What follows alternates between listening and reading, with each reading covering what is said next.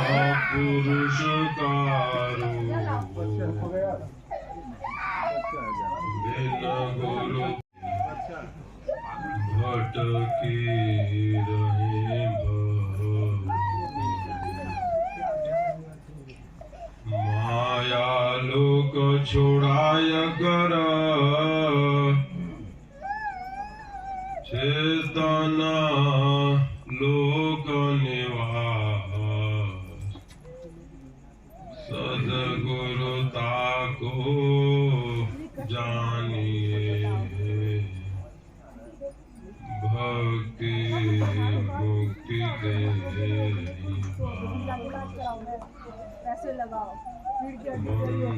वह मैं परम गुरु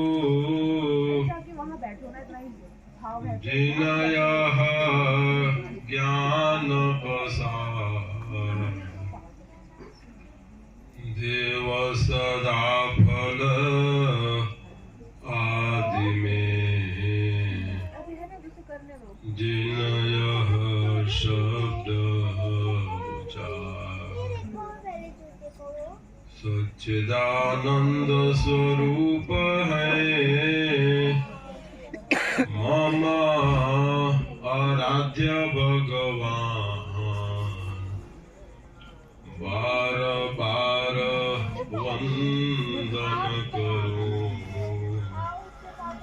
युक्ति भेदरत ज्ञान ब्रह्म विद्या जिनगी उड़ी लगी कर्म घर या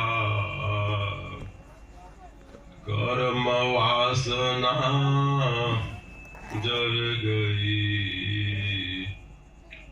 चेतना चेतन जाग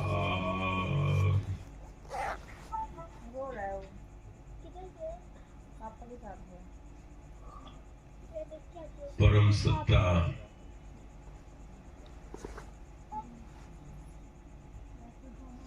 अध्यात्म चरम उत्कर्ष सद्गुरुदेव प्रभु वर्तमान सद्गुरु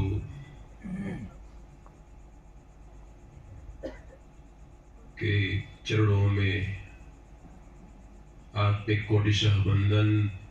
माता जी परम वंदनीय माता जी के चरणों में नमन।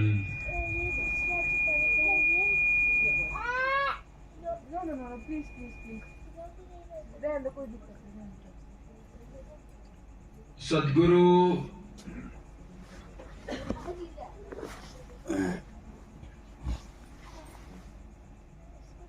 देव आज भी उपस्थित हैं, शरीर से भी और शरीर से ऊपर भी। सद्गुरु अपना कार्य कर रहे हैं। सद्गुरुदेव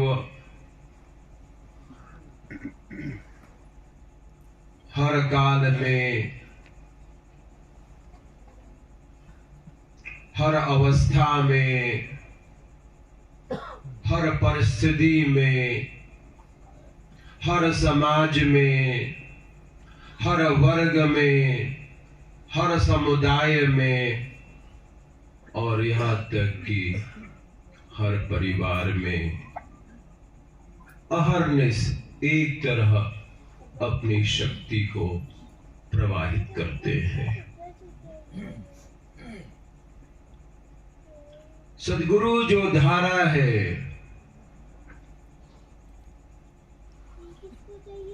उसका एक उद्गम स्थान है। सद्गुरु जो धारा है, जो प्रवाह है, वह संत मत का है, वह गूढ़ है, अंतर्मुखी है, अंतरधारा है, यह जो प्रकृति है वह क्या है? यह प्रकृति में जो भी व्यापक शक्तियां हैं, इसकी जो व्यापकता का अनुभव होता है, उसका संबंध हमारी इंद्रियों की सूक्ष्मता से है। और ये इंद्रियों की सूक्ष्मता क्या है? यह सूक्ष्मता हमारी चेतना का संवर्धन करती है। यह चेतना क्या है? चेतना का क्या आधार है? एक आधार प्रकृति है। जब हम यह जानते हैं कि हमें क्या कार्य करना चाहिए, कैसा व्यवहार करना चाहिए, हर परिस्थिति में, काल में, समुदाय में, समाज में, वर्ग में, समाज में किस तरह का व्यवहार करें, यह भी एक चेतना का आधार है। पर इससे ऊपर भी है जो सत्ता आपके सामने असमकक्ष है, उसका आधार क्या है? यह प्रकृति में जितनी शक्तियां हैं, यह हमें हमारे जन्म कर्मों के अनुसार प्राप्त होती है।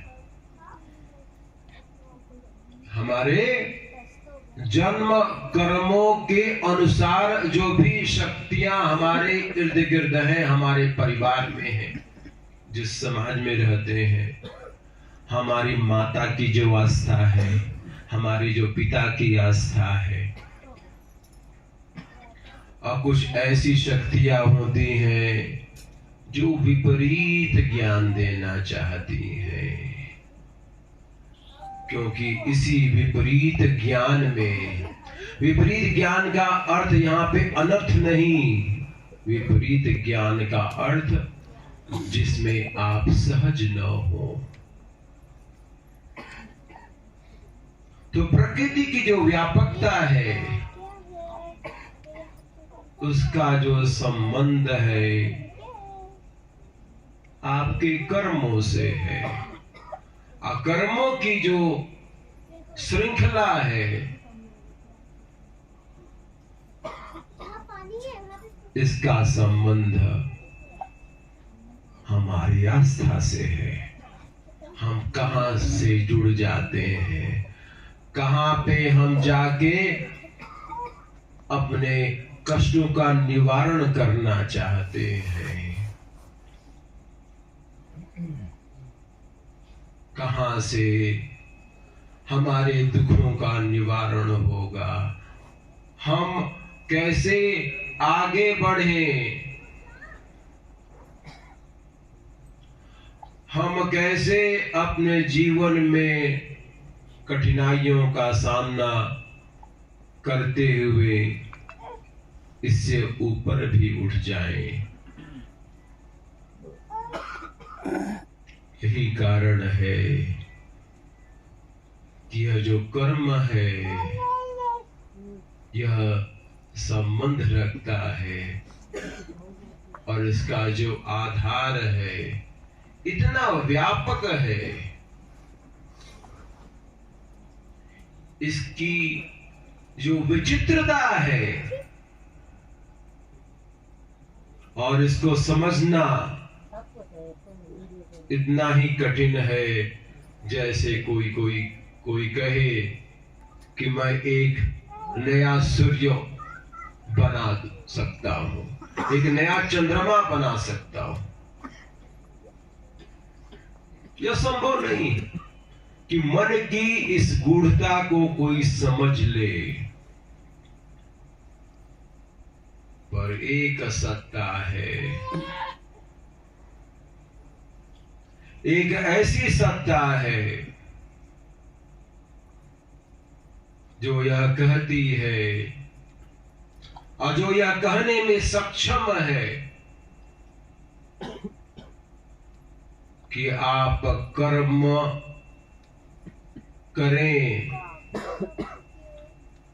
पर कर्म के बंधन से वंचित रहें, कर्म करते हुए भी हम कर्म के प्रभाव से भिन्न हो जाएं, अलग हो जाएं, कर्म करते हुए भी हम कर्म न करें, ऐसी हर कार्य को करते हुए भी हम उससे भिन्न रहें। यहीं से प्रारंभ होती है अध्यात्म की यात्रा। उसके पहले क्या है? उसके पहले प्रकृति है। जहां पे कर्म है वहीं पे प्रकृति है, जहां पे प्रकृति है वहीं कर्म का प्रभाव है।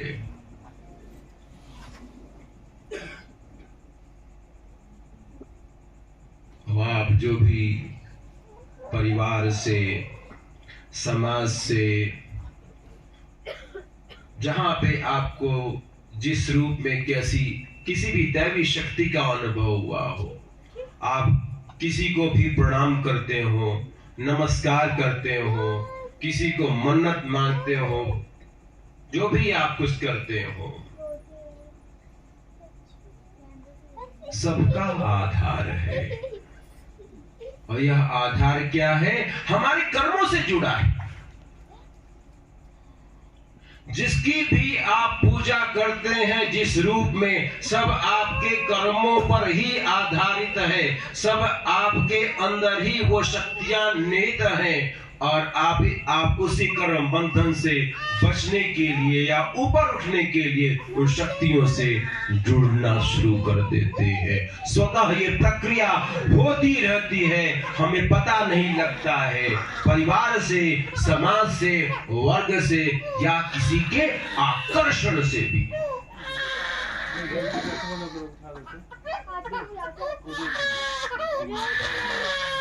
इसीलिए जो भी शक्तियां हैं जो हमारे कर्म से जुड़ी है, वह क्या है? प्राकृतिक है। यह प्रकृति भी इतनी व्यापक है, कोई प्रकृति से आपको ऊपर कर ही नहीं सकता। कोई भी ऐसी सत्ता नहीं है कि जो आपको प्रकृति से ऊपर कर दे। और जिस प्रकृति में आप हैं, यह तो केवल एक भूमंडल है। कितने अन्यत्र ऐसे भूमंडल अभी भी हैं, वहां पे बहुत सारी शक्तियां हैं, वहां पर भी कर्म बंधन है। आपको लगता है वहां पे कर्म बंधन नहीं है? किसी की चेतना का प्रवाह हो चुका है तो कोई व्यक्ति मंगल ग्रह पर जाने के लिए आतुर हो चुका है, वह इस जमीन पर आ चुका है, लेकिन जानना ऊपर चाहता है, अन्वेषण करना चाहता है ऊपर का। क्योंकि एक व्यक्ति है ऐसा ना, आप जानते हैं उसका नाम, सभी आप जानते हैं, वो कहीं दूसरी जगह का अन्वेषण करना चाहता है। क्यों करना चाहता है? क्योंकि वह वहां पे रह चुका है, वहां का अनुभव कर चुका है और वापस उसको पूरी बातें याद आती हैं। और यह इसी शरीर में ही है, हमारी तरह दिखता है, लेकिन वह एक विशेष यात्रा पर खुद जाना चाहता है और लोगों को भी ले जाना चाहता है। तो ऐसे भूमंडल कितने सैकड़ों हैं। हमारे सदगुरुदेव लिखते हैं अपने संकट मोचन में, अमित बार, कितनी बार जन्म में उजाई, कितनी बार ये शक्तियां किस रूप में पूरे भूमंडल में व्याप्त है। तो जिसकी आप व्यापकता देखते हैं और जिसकी आप पूजा करते हैं, वो सम्माननीय है, प्रणाम की योग्य है। पर कहीं उससे ज्यादा ये समझना बेहतर होगा कि आपका कर्म बंधन और आपकी कर्म की प्रभाव और व्यापकता के कारण उसकी पूजा होती है। जहां जहां पर आपका कर्म है, वहीं वहीं पे उसी रूप में प्रभु के कई दर्शन हो जाते हैं। सबको सम्मान है। तो अभी तो इस ग्रह में है, कुछ सिद्धि मिल गई तो किसी दूसरे ग्रह पे चले जाएंगे, पूजनीय हो जाएंगे। तो क्या पूजनीय होने के बावजूद भी कर्म से अलग हो गए? क्या कर्म बंधन से अलग हो गए? नहीं हुए। कुछ विशेष ऊर्जा मिल गई, किसी विशेष दूर प्रदेश का ज्ञान हो गया, सुदूर है, कोई ग्रह है,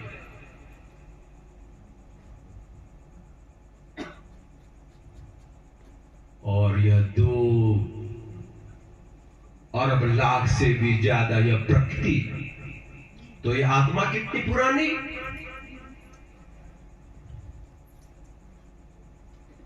तो हमारी जो आस्था है यह कर्मों से जुड़ी है। कर्म के रूप से ही हमारा व्यवहार है। और यह उत्पन्न कहां हो रहा है? यह उत्पन्न हो रहा है एक विशेष स्थान से। और वह विशेष स्थान है हमारा चित्त, जो एक प्रतिबिंब है। और वह प्रतिबिंब इतना प्रभावशाली हो गया है कि हमें विशेष कर्मों को कराता है, हमें आस्थावान बना देता है, फिर कभी कभी हमें इससे विपरीत भी कर देता है। इसीलिए कर्मों को और कर्मों के बंधनों से ऊपर उठाने के लिए एक सत्ता है। वो सत्ता कौन है? जहां पे आप अभी यहाँ पे, जहां पे आप अभी हैं, वही एक सत्ता है जो आपके कर्म और कर्म की श्रृंखलाओं को उससे ऊपर उठा सकती है। उसी का नाम सदगुरु है। नहीं तो श्वासा को थोड़ा सा सूक्ष्म कर लीजिए, कुछ शक्ति तो मिल ही जाएगी। 21,600 लेते हैं ना एक दिन में, इसको 20,000 कर दीजिए, देखिए कुछ ज्ञान होना शुरू हो जाएगा। कोई 1800 कर देगा, 18,000 कर दिया तो उसको तो बहुत ज्ञान हो जाएगा। कोई और प्राण को सूक्ष्म कर देगा तो फिर वो किसी विशेष शक्तियों से जुड़ना शुरू हो जाएगा। अब बिल्कुल सूक्ष्म कर दिया, 1200 से नीचे तो हो भी नहीं सकता वैसे भी। फिर वो कहीं पर्वत में, वह प्रकृति में ही समा गया है, वह 5 तत्वों में ही समाहित हो गया है।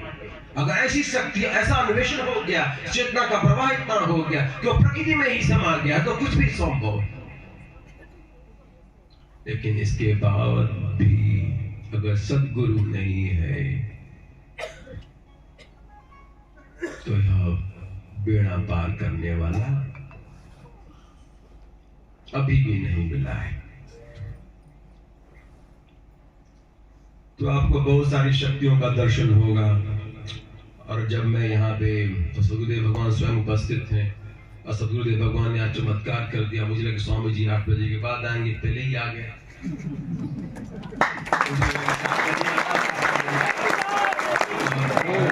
यहाँ पे से फिर स्वामी जी आएंगे तो वाणी समाप्त हो जाएगी मेरी। अब स्वामी जी पहले ही आ गए, बोलना अच्छा लगता है। सदगुरुदेव के सामने बोलना तुच्छ है। अगर सदगुरुदेव को आप जानते हैं तो मैं तो कोई बात नहीं, सब दिख रहा है। तो जब मैं यहाँ से चलता हूँ, क्योंकि ये बात इसलिए हो रही है कि कुछ आपको बताना है। यह जो आश्रम है, यह साधारण जगह नहीं है जहाँ पे आप हैं। यह आपको शायद अनुभव हो रहा है, नहीं हो रहा है, हो भी रहा है, और मेरा कोई अधिकार नहीं है बोलने का, क्योंकि सबकी अपनी एक विशेष अवस्था है। और आप सभी प्रणाम के योग्य हैं। मैं आप सभी को चरण स्पर्श करता हूँ कि आप कभी यहाँ पे उपस्थित हैं, ये आपका महान कर्म है। जब मैं यहाँ से चलता हूँ तो मुझे बहुत सारे ऐसी शक्तियों का दर्शन हो जाता है, असहज हो जाता है। यहाँ की एक एक कण में प्राकृतिक शक्ति है और बड़ी सिद्ध शक्ति है। सदगुरुदेव भगवान ने इसीलिए लिखा है, शून्य शिखर की कंदरा योगिन कर या धाम, सर्वस्व सिद्धि प्रदायिनी होवे पूर्ण काम। सदगुरुदेव ने ये नहीं लिखा कि अक्षर मंडल के ऊपर पहुंच जाए। ये दिख रहा है, बड़ा ही पहाड़ में तो वैसे ही बहुत शक्तियां रहती हैं, शांति रहती है, प्रकृति की अपनी एक शक्ति है, पर इन पहाड़ों में बहुत सारी शक्तियां आज भी विद्यमान है। यह मेरा व्यक्तिगत अनुभव है। आप जब भी यहाँ पे रहें, बड़े ही शांत और सजग रहें, विनम्रता पूर्वक व्यवहार करें। साधारण नहीं है यहाँ पे रहना, और यहाँ की ऊर्जा को समझ लेना। अगर किसी व्यक्ति को मानसिक परेशानी हो, कष्ट हो, अगर वह यहाँ पे रह लेता है और ज्यादा वार्तालाप नहीं करता है, प्रकृति के साथ रह लेता है, उसका मनोभाव धीरे धीरे परिवर्तित हो सकता है। ऐसी महान ऊर्जा है इस धरती पर।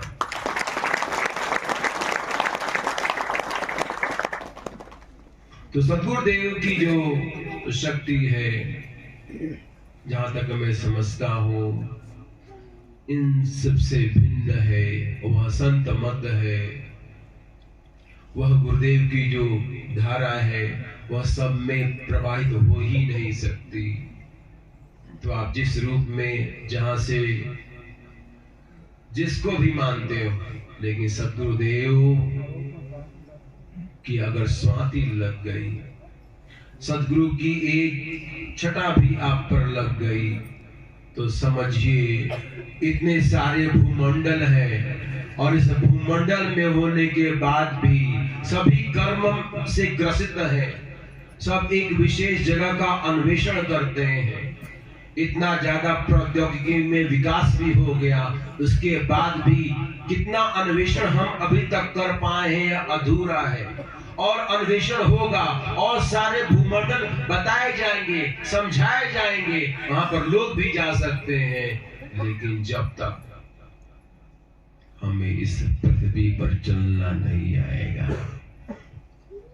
हर भूमंडल विफल है। तो हमें क्या करना है? हमें शून्य शिखर आश्रम पर चलना है। चलोगे तो उड़ोगे। जो मन के बहकाव में इधर उधर की बातें करता है, वो जो चलना नहीं जानता है। कभी कभी चलना सीख लेना चाहिए। चलने का मतलब क्या है? जब हम चलें तो एकदम शांत होके चलें, हमारी वृत्तियां शांत हो, मन में कोई भविष्य का चिंतन न हो।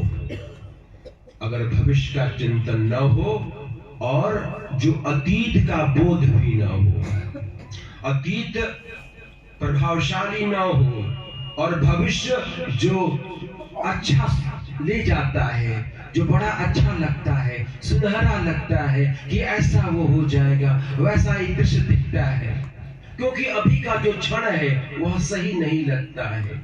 अगर दोनों हमारे आवरण है ये निकल जाए और हम चलना शुरू कर दें, अभी तो चलते हैं तो दिमाग में पीछे अतीत और भविष्य की परिकल्पना, अगर इन सबों से अलग होकर अगर हम चलना सीख गए तो यह धरती भी बोलना शुरू कर देगी। ये पेड़ पौधे पत्तियां भी कुछ कहना शुरू कर देंगे। दर्शन हो जाएगा। बहुत सारी शक्तियां ऐसे ही अपने आप स्वयं प्रकट हो जाती हैं। अनुभव हमें स्वतः होने लगता है। तो शून्य शिखर की जो महिमा है उसका केवल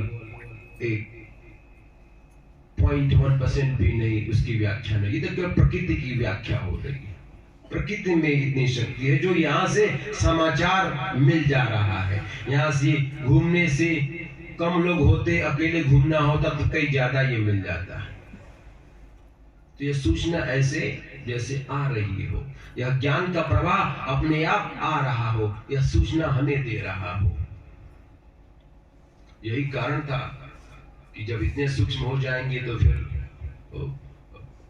जितने भी हमारे जो जानवर हैं, जो जंगली जानवर हैं, वो भी हमारा कुछ नहीं बिगाड़ पाएंगे, क्योंकि सब में हम समा जाएंगे, ऐसी शक्ति। पर इसके बाद भी कर्म बंधन से हम अलग नहीं हो सकते। इसके बाद भी हमारी चेतना को कोई ऊर्ध नहीं कर सकता। इसके बाद भी सुरति सुषमन प्रवाह नहीं हो सकता। इसके बाद भी जो आवरण है वो हट नहीं सकता। आवरण क्या है? कुंडलिनी है। कुंडलिनी क्या है? वो सर्पाकार है। वो कैसे हटेगी? बिना उसके हटे सुषमन प्रवाह होगा नहीं। जो सद्गुरुदेव हमारे सबके साथ वो घटित कर सकते हैं, सभी आत्माओं को दे सकते हैं, सुषमन प्रवाह करा सकते हैं। सद्गुरु चाहे एक क्षण में सुषमन प्रवाह करा सकता है और कुंडलिनी को हटाकर सुषमन प्रवाह की धारा को सुरति के साथ जोड़ सकता है और वह सुरति निरति में परिवर्तित होकर उस परमानंद प्रेम प्रवाह में, अजस्र धारा में हमेशा एक चित्त होकर लग सकती है। जहां पर योग की पराकाष्ठा है वही विहंगम योग है। तो यह यात्रा तो बहुत बड़ी है और सद्गुरुदेव यहाँ पे उपस्थित हैं। तो मैं आप सभी से ज्यादा समय न लेके, मुझे लगा कि सद्गुरुदेव बाद में आएंगे, सद्गुरुदेव यहाँ पे पहले उपस्थित हो गए। मैं सद्गुरु भगवान के चरणों में छोटी सा प्रणाम करता हूँ। माता जी के चरणों में प्रणाम करता हूँ। श्री त्रिपाठी जी श्री मुंबई से आए, जो बहुत बड़े अधिकारी रह चुके हैं। श्री विनय जी त्रिपाठी जी को सशक्त नमन। उनकी धर्मपत्नी श्रीमती मीना त्रिपाठी जी, श्री विवेक पाटिल जी, जर्मनी से आए हुए श्री सुकृत जी, विधायक बानेश्वर कुमार जी, पद्मनी नायडू जी जर्मनी, श्री सुबोध शर्मा जी अम्बाला जो सेवा के प्रतिमूर्ति हैं, ललित गुंजन सिंह जी, अजय दुबे जी चंडीगढ़, श्रीमती ज्योति पाटिल जी बिहार प्रांत के मुजफ्फरपुर के हमारे यशस्वी और बड़े ही प्रभावशाली श्री युगल किशोर जी, सूरज सिंह रावत जी कार्यक्रम निरीक्षक, जितने भी हमारे पाल संत समाज के हैं, एक बार पाल संत समाज में सभी गुरु भाइयों के लिए, सभी